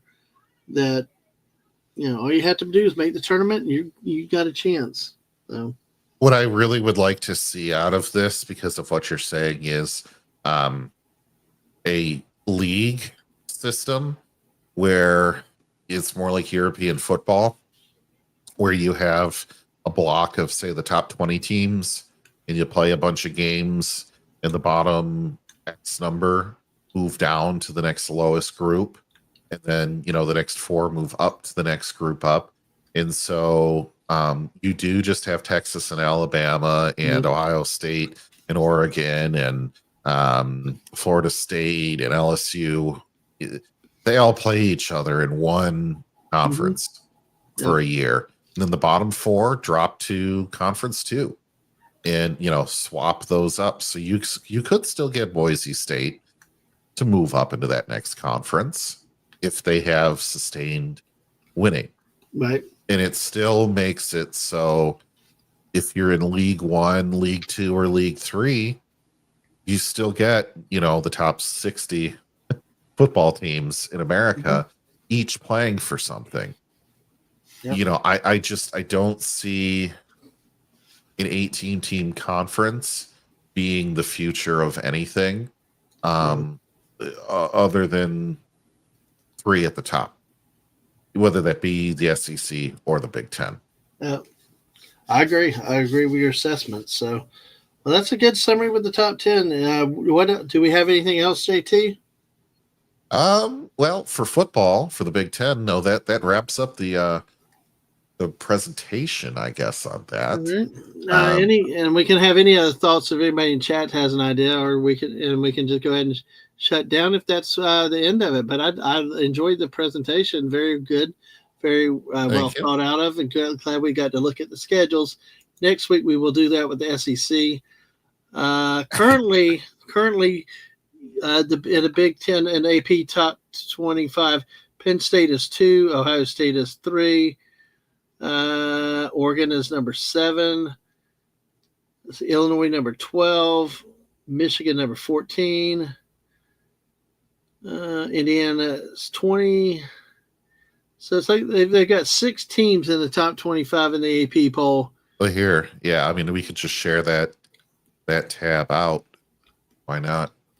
Yeah, so I mean, it's actually this year preseason, folks. Yep. Again, nobody's played a game, so we're just guessing.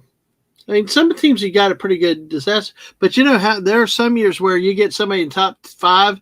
Next thing you know, 2 or 3 weeks, they're gone out of the top 25 because they just started so bad. Yes.